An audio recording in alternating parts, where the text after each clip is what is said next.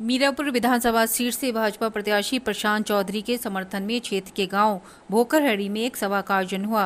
सभा के दौरान प्रधानमंत्री नरेंद्र मोदी का वर्चुअल भाषण भी सुना गया। प्रधानमंत्री के संबोधन को सुनने के बाद सभा शुरू हुई, जिसे अनेक भाजपा नेताओं ने संबोधित किया। महत्वपूर्ण यह रहा कि केंद्रीय राज्य मंत्री डॉक्टर संजीव कुमार बालियान ने पार्टी प्रत्याशी प्रशांत चौधरी की जमानत लेते हुए कहा कि प्रशांत चौधरी चुनाव जीतने के बाद क्षेत्र में ही रहेंगे। उन्होंने पिछले चुनाव में जीते भाजपा प्रत्याशी को टिकट दिए जाने के फैसले को गलत माना। के साथ में कि वो आप लोगों के साथ जुड़ करके काम करेंगे, राजनीतिक व्यक्ति है। मैं उस बात के लिए पार्टी की तरफ से मैं माफी मांगता हूं कि उन्होंने आपके बीच के अंदर जितनी हाजिरी लगानी चाहिए थी उन्होंने हाजिरी नहीं लगाई।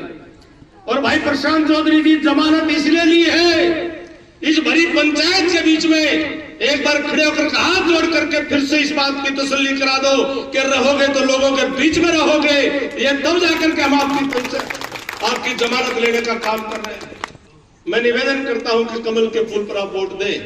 वो औपचारिक निवेदन में आपको पूरा करते हुए दो बातें कहना चाहता हूं। आदरणीय प्रधानमंत्री जी ने अपने उद्बोधन में कहा 1857 की क्रांति में ये क्रांति भूमि है। आप सबने कमल और रोटी का वो संदेश इतिहास में पढ़ा है। मैं हरियाणा प्रदेश से आया हूं। डॉक्टर संजीव बालियान जी का मेरा परिचय सन 2013 के उस काल में आया जब ये पूरा क्षेत्र चल रहा था। ये गांव-गांव के अंदर नौजवानों की सुरक्षा करने के लिए, उस जालिम सरकार से बचाने के लिए कहां-कहां छिपाते फिर करके संघर्ष कर रहे थे। उस दौरान मेरा इनसे परिचय आया था। नरेंद्र भाई मोदी जी की रैली के अंदर मैंने एक बात कही थी कि मैं हरियाणा से आया हूं, यमुना हमारे बीच में है, यमुना हमें बांटती नहीं, यमुना हमें जोड़ती है। एक सिरे पर आप है, एक सिरे पर हम है, और आपको कोई चोट पहुंचती है हमारे सीने में भी दिल धड़कता, हमारा सीने में भी दर्द होता है। हमें भी वो पीड़ा होती है जो दर्द और दुख में आप थे। सारा हरियाणा आपके साथ, और उत्तर प्रदेश ने भी साबित किया हम सब किसान के बेटे हैं।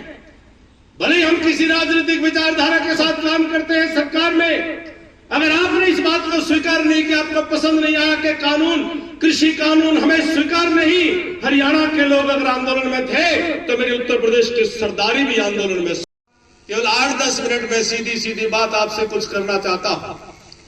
आदरणीय प्रधानमंत्री जी ने, आदरणीय योगी जी ने और उप मुख्यमंत्री दिनेश शर्मा जी ने बहुत सारी बातें आपके समक्ष रखी। डॉक्टर संजीव बालियान जी ने आप सबके साथ में एक पारिवारिक वातावरण में आप सबके साथ अपनी बात रखी, और भाई प्रशांत चौधरी जी ने आपके दरबार में झोली फैला करके आपके वोट, आपका बहुमूल्य वोट मांगने का काम किया है। मैं भी आपके वोट को लेकर के कुछ बातें करने के लिए आपके बीच में उपस्थित हूं।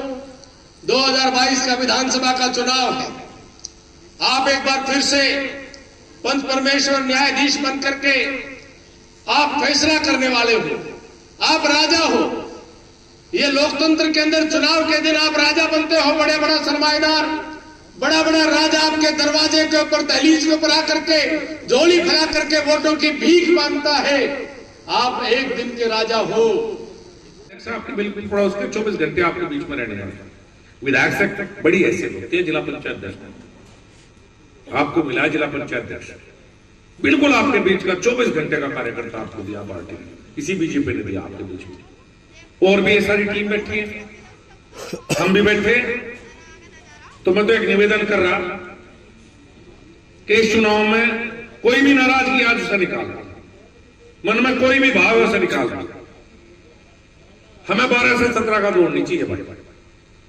हो सके हमारे पुराने विधायक या किसी के प्रति नाराजगी नहीं। हो सकता है प्रशांत को आप बहुत बढ़िया ना जानते हो सकता है बहुत बढ़िया ना लिख रहे, मैंने नहीं करता, पर 12 से 17, 17 के 22 को याद करके वोट दो।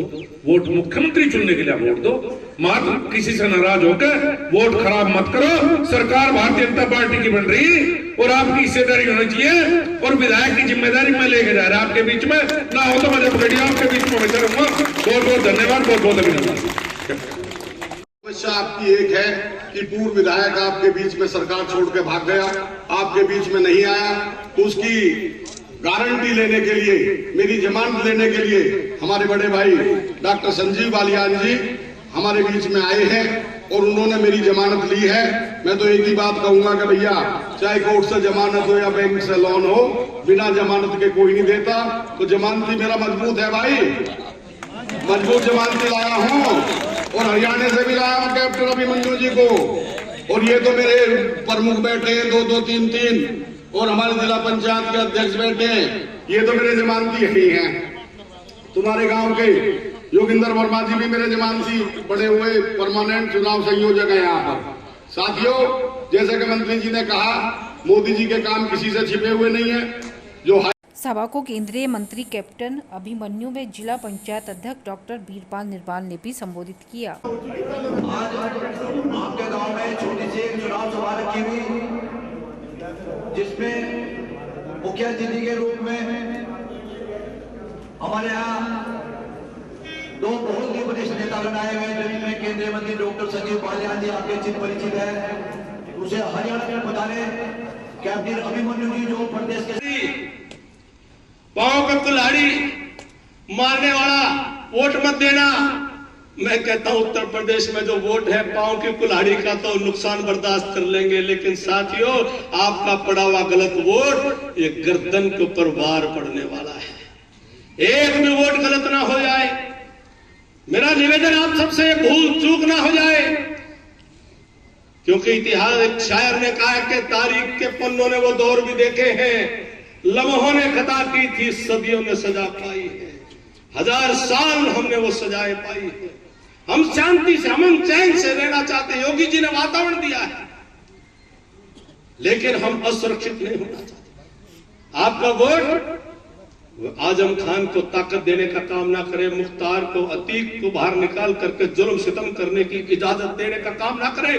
फिर से संजीव बालियान जी जैसे लोगों को सड़क के ऊपर भाई जोगिंदर वर्मा जी के पिताजी मुजफ्फरनगर के दंगों में शहीद हुए थे, हमारे विधानसभा संयोजक है, फिर से हमारा कोई बेटा, हमारा कोई भाई, फिर से हमारा कोई और परिवार, किसान और कमेरा, उनकी एक आवाज के ऊपर पूरे हिंदुस्तान के अंदर वोट क्लब को भर दिया करता था।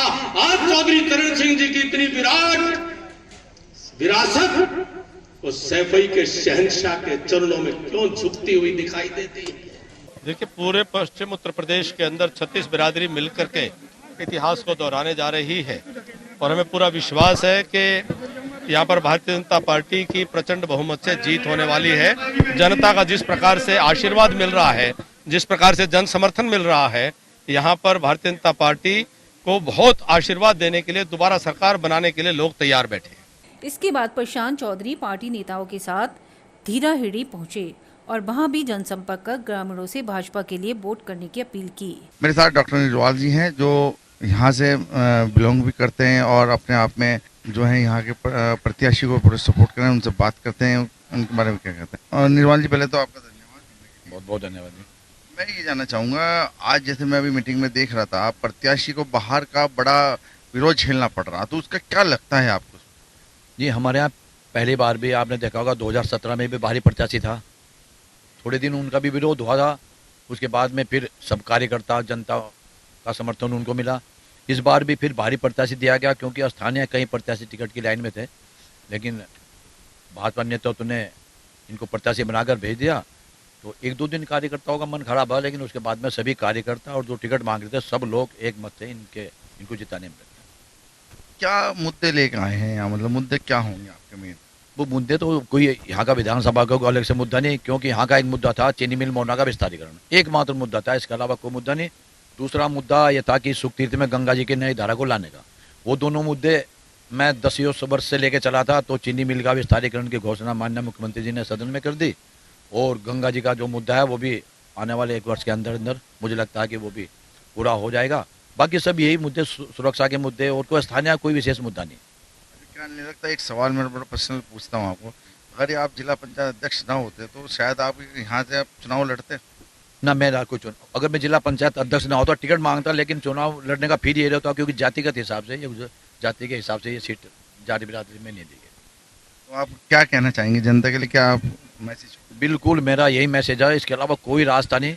आज हमारी बिरादरी भी, जाट बिरादरी भी 50% से ज़्यादा है, और 70% की मैंने भोकरडी में बताया आपको कि कि भोकरडी एकमात्र गांव ऐसा है जो 70% से ज़्यादा आज भारतीय जनता पार्टी के साथ है, और हमारे साथ दलित वर्ग इस बार पहले से अपेक्षा ज़्यादा आ रहा है, तो इसलिए बिल्कुल हमारा प्रत्याशी जीतेगा। सबसे ये कहना चाहूँगा कि अखिलेश की सरकार में फिर वही परेशानियाँ आएंगी जो आप रोजाना देख रहे हैं, महिलाओं की सुरक्षा नहीं, आने जाने में दिक्कत और लूट खसोट, वो शासन फिर न आए। इसलिए जनता से निवेदन है कि अपना समर्थन, अपना आशीर्वाद भाजपा प्रत्याशी प्रशांत गुर्जर जी को दें।